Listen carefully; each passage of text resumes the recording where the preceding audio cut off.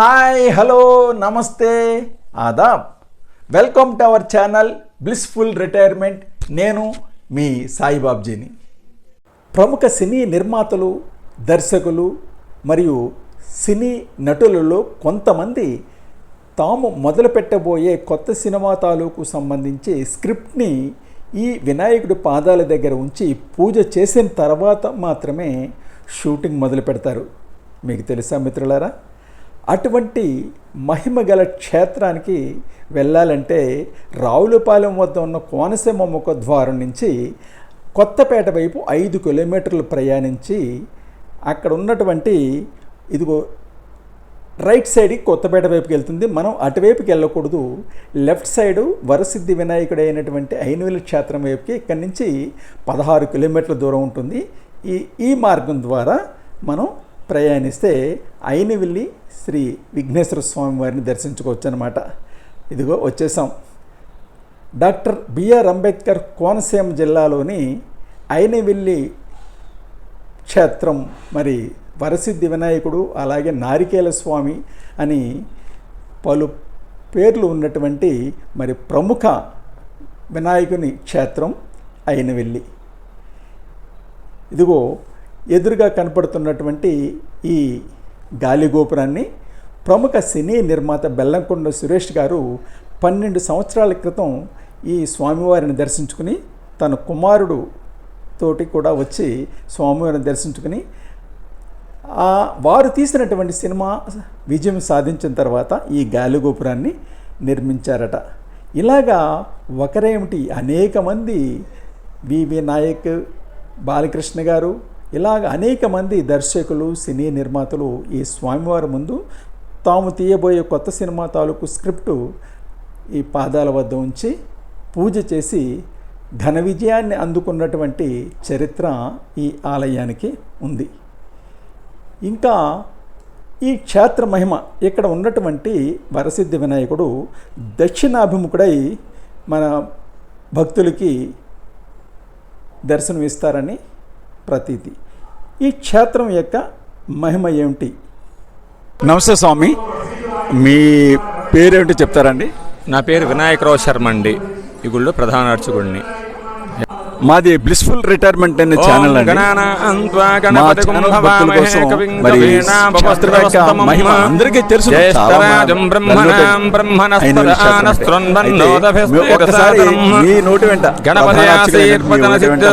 భక్తులకి మంది భక్తులకి కూడా శ్రీ ఐనవిల్లి వరసిద్ధి వినాయక స్వామి వారి యొక్క ఆశీస్సులతో ఈ స్వామి వారి యొక్క విశిష్టత ఏమిటయ్యా అంటే కనుక ఇక్కడ ద్రాక్షారామం అనేటువంటి ఊరు ఉంది. ఆ పంచారామంలో ఒకటండి ద్రాక్షారామం అంటే. అక్కడ దక్ష యజ్ఞం జరిగిందండి. ఆ జరిగినప్పుడు యజ్ఞం పూర్తవ్వలేదు. పూర్తవ్వనప్పుడు ఏమి చేయాలంటే అది విగ్రహం అయిపోయిన తర్వాత ఆ యజ్ఞం పూర్తి చేయడం కోసం అంటే దక్ష ప్రజాపతి యొక్క తలని వీరభద్రుడు అనేటువంటి ఆయన వచ్చి తల నరికేసి హోమగుండంలో వేసేసాడు తలని పట్టుకెళ్ళి. తర్వాత దక్ష ప్రజాపతి భార్య ఈశ్వరుని ప్రార్థించగా యజ్ఞం పూర్తి చేయమన్నాడు. ఆ యజ్ఞం పూర్తి చేయడం కోసం మొట్టమొదటిసారిగా ఎవరైతే ఏ పూజ చేసినా వినాయకుడి పూజతోనే ఆరంభిస్తారు. అలాంటి వినాయకుడి పూజ చేయకుండా మొట్టమొదటిసారి చేసినప్పుడు విఘ్నం అయిపోయింది. ఇప్పుడు మళ్ళీ దక్ష ప్రజాపతి ఆ యజ్ఞం పూజ చేయడం కోసం, వినాయకుడు పూజ చేయడం కోసం ఇది అరణ్యం ఇదంతా కూడా. ఈ అరణ్యంలో తిరుగుతూ ఉంటే అప్పటికే స్వామివారు దక్షిణముఖంగా వెలిసి ఉన్నారటండి. అప్పుడు దక్ష ప్రజాపతి ఈ స్వామిని చూసి ఏమిటి అంటే వాళ్ళకి దైవాంశ సంభూతులు వాళ్ళు ఏమిటి అని తెలుసుకుంటే కనుక అప్పుడు ఈ స్వామి యొక్క విశిష్టత తెలుసుకుని ఈయనకి పూజ చేశారు. పూజ చేస్తే ఆయన వరం ఇచ్చారు. అందుకని వరసిద్ధి వినాయకుడు అని నామకరణం అండి. తర్వాత ప్రత్యామ్నాయంగా మనం ఏదైతే కోరుకుంటూ ఉంటామో ఆ కోరిక తీరిన తర్వాత కొబ్బరికాయలు కొడుతూ ఉంటారు ఎక్కువగా. అందుకని రెండో పేరు ఏమిటంటే నారికేళ స్వామి అని రెండో పేరు ఉందండి. ఇక్కడ ఇది పంచాయతనము అంటే 5 గుళ్ళు ఉంటాయండి, అంటే 5 దేవాలయాలు ఉంటాయి. క్షేత్రపాలకుడు కాలభైరవ స్వామి, ప్రధానాలయం స్వామివారు, ఉపాలయాలు ఏమిటాయంటే ఈశ్వరుడు, అమ్మవారు, పక్కన శ్రీదేవి భూదేవి సమేత కేశవ స్వామి. దీన్ని పంచాయతనము అంటారు. ఇక్కడ విశిష్టత ఏమిటయ్యా అంటే ఏదైనా సరే స్వామివారికి మనం సమర్పించేటువంటిది, మన మనస్సులో ఏ కోరిక అయితే ఉందో ఆ కోరిక తీరే ముందు ఇక్కడికి వచ్చి స్వామివారిని దర్శించుకుని 5 కొబ్బరికాయలు కొట్టి, స్వామి నాకు ఈ కోరిక తీరిన తర్వాత మళ్ళీ వస్తాను, 108 కాయలు, 1116, 10,000 వాళ్ళ యొక్క మాకు స్టామినాను బట్టి మొక్కుకుంటూ ఉంటారు.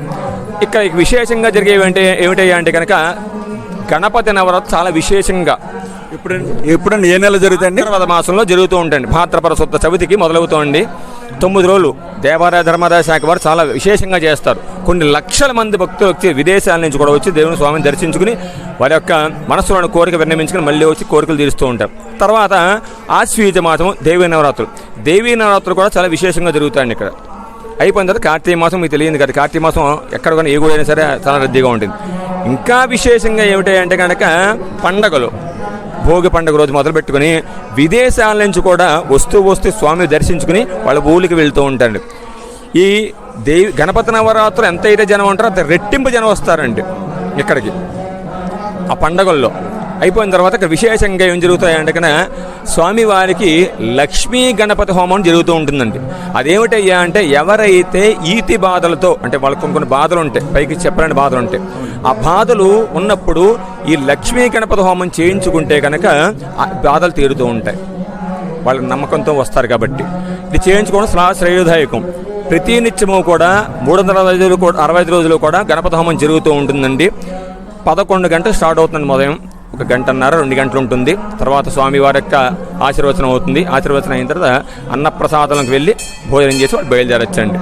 ఇక్కడ అక్షరాభ్యాసాలు కానీ నామకరణాలు కానీ అన్నప్రాసనలు అన్నీ కూడా ఈ ప్రాంగణంలో జరుగుతూ ఉంటాయి స్వామివారి సన్నిధిలో. ముఖ్యంగా స్వామివారికి పొద్దున్నే పంచామృతాభిషేకం అని చెప్పి జరుగుతూ ఉంటుందండి. ఎన్ని గంటలకండి? 5 గంటలకు ఇస్తారండి. 5గురు మాత్రమే ఇస్తారు. అది ముందు బుక్ చేసుకోవాలి. బుక్ చేసుకున్న తర్వాత వాళ్ళు వచ్చి కూర్చుంటారు, చేస్తారు. తర్వాత 7 గంటలకి ఒక అభిషేకం బ్యాచ్ మొదలవుతుందండి. 8:30కు ఒక అభిషేకం బ్యాచ్ మొదలవుతుంది. 9:00కు ఒక అభిషేకం బ్యాచ్ మొదలవుతుంది. 11 గంటలకు లాస్ట్ బ్యాచ్ మొదలవుతుందండి. ఇవి ప్రతిరోజునండి? ప్రతి నిత్యము ఉంటాయండి అభిషేకం. అలాగే తర్వాత స్వామివారికి ఈ యొక్క హోమం స్టార్ట్ అవుతుందండి. ఈ 11 అభిషేకాలు అయిపోయిన తర్వాత స్వామివారికి అలంకరణ చేసేసి మహానైవేద్యం చేసిన తర్వాత మేము వెళ్ళిపోతాం. సాయంకాలం 4 గంటలకు తీస్తాం. ఎన్ని గంటలకు క్లోజ్ అవుతుంది? ఎన్ని గంటలకు తీస్తారా? ఉదయం 6 గంటలకు మొదలండి, 1 గంట దాకా పొద్దున్న. సాయంకాలం 4 గంటల దగ్గర నుంచి 8 గంటలకి స్వామివారి దర్శనం ఉంటుందండి. ఇది విశేషం అంటే ఒక్కసారి మా స్వామిని దర్శించుకుంటే తెలుస్తున్న విశేషం ఏంటన్నది నేను చెప్పడం కాదు, స్వతహాగా చూడాలి. పదార్థం ఉన్నప్పుడు తింటేనే రుచి తెలుస్తుంది, తినకుండా మనకు చెబితే రుచి తెలియదు. అందుకని 50 మంది భక్తులు కూడా స్వామివారిని దర్శించుకుని ఆయన యొక్క అనుగ్రహం పొందవలసిందిగా కోరుతున్నారు. సర్వేజన సుఖనోభవం సమస్త సన్మంగళ అని భవంతు. అలాగే మీ ఛానల్ ఏదైతే ఉందో ఇది జనదన ప్రవర్తనాలను కోరుకుంటూ మీరు ఇంకా వృద్ధిలోకి రావాలని కోరుకుంటున్నాను. చాలా సంతోషం స్వామి. నేను అడగకుండానే మా బ్లిస్ఫుల్ రిటైర్మెంట్ ఛానల్ ఆశీర్వదించారు. తర్వాత స్వామి నేను విన్నాను ఇక్కడికి సినిమా యాక్టర్లు అలాగే డైరెక్టర్స్ కూడా వచ్చారని నేను విన్నాను. మీరు కూడా చాలా గమనించి ఉంటారు. ఎవరెవరు వచ్చారు, ఏ డైరెక్టర్ వచ్చారు, ఏ యాక్టర్స్ వచ్చారు, మీకు గుర్తున్న మట్టికి చెప్పండి స్వామి. ఇక్కడ ఎదుర్కొన్న గాలిగోపురం ఉందండి దక్షిణ ముఖంలో. అది బెల్లంకొండ సురేష్ గారు కట్టించారు. అప్పట్లోనండి. అప్పట్లో అంటే ఎన్నాళ్ళ క్రితం? 12 ఏళ్ల క్రితము. ఆయనకి సినిమా ఏదో అయిన తర్వాత వచ్చిన దగ్గర వచ్చి స్వామి దర్శించుకున్న తర్వాత ఆయనకి పని అయింది. వాళ్ళ అబ్బాయి కూడా వచ్చాడు. సినిమాట్లో చాలా మంది వచ్చారండి. బాలకృష్ణ గారు కూడా వచ్చారు, అందరూ వచ్చారు. సరే వస్తూనే ఉంటారు. అలాగా ఇక్కడ చూడమని మా సాయి కుమార్ గారు వచ్చారు. సినిమా యాక్టర్ అంటే టీవీ ఆర్టిస్ట్ అందరూ కూడా వస్తూనే ఉంటారు. అంటే అది ఇక్కడ కళ్ళు చూసేటువంటి వాళ్ళకి ఉండాలండి. ఆ యోగం ఉన్నప్పుడు వస్తారండి. మనం ఎంత అనుకున్నా ఎంత డబ్బు ఉన్నా కూడా వెళ్ళాం. ఆ స్వామి యొక్క అనుగ్రహం కలిగినప్పుడే వెళ్ళగలుగుతాం అనమాట అండి.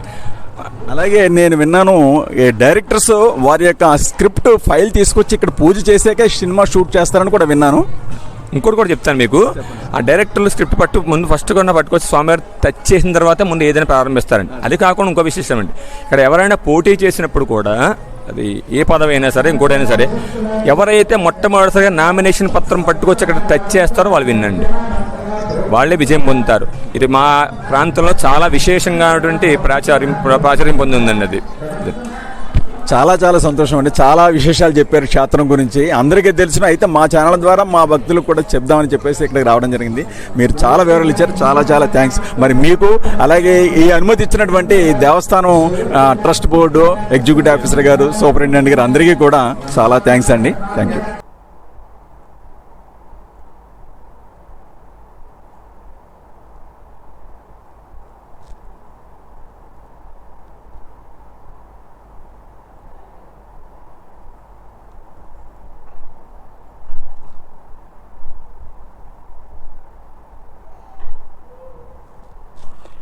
ఇది ఈ క్షేత్రం యొక్క విశేషాలు. మరి ఈ క్షేత్రం వెనుకనే మరి గోదావరి నుంచి వచ్చినటువంటి కాలువ, చాలా పెద్ద కాలువ ఉంది. గతంలో స్వామివారిని దర్శించాలంటే కాలువలో స్నానం చేసి వెళ్ళేవారు. మరి ఈ రోజుల్లో అటువంటి ఎవరు సాంప్రదాయాలు పాటించట్లేదు. కానీ ఇంట్రెస్ట్ ఉన్న వాళ్ళు స్వామివారి కోవెల వెనకాలే పెద్ద కాలువ ఉంది, అందులో స్నానం చేయొచ్చు అనమాట. అలాగే ఇక్కడ తులాభారం కూడా ఇస్తారు. అంటే మనిషి నిలువెత్తు పటిక బెల్లం కానీ లేకపోతే నాణ్యాలు కానీ వారి ఇష్టం వచ్చినట్టు వారు ఏది మొక్కుకుంటారో అది ఇక్కడ తులాభారం ఇస్తారు. ఇది ఈ అయినవెల్లి వినాయకుని యొక్క పుణ్యక్షేత్రం యొక్క మహిమ. ఇది డాక్టర్ బిఆర్ అంబేద్కర్ కోనసీమ జిల్లాలో ఉంది. మరిన్ని వివరాలతోటి మరి ఒక కొత్త వీడియోతోటి త్వరలోనే మరి ఒక వీడియోతో మేము ముందు ఉంటాను. ఇది కోవెల వెనక వైపు భాగం. మీకు కనుక ఈ వీడియో నచ్చినట్లయితే లైక్ చేయండి, షేర్ చేయండి, ఇంకా సబ్స్క్రైబ్ చేయండి. ఇది ముక్తేశ్వరం వైపు నుంచి స్వామివారిని దర్శించడానికి వెళ్ళటానికి మరొక మార్గం అన్నమాట. సిద్ధివినాయక స్వామి ముఖద్వారం దాతలు. Hi friends, bye.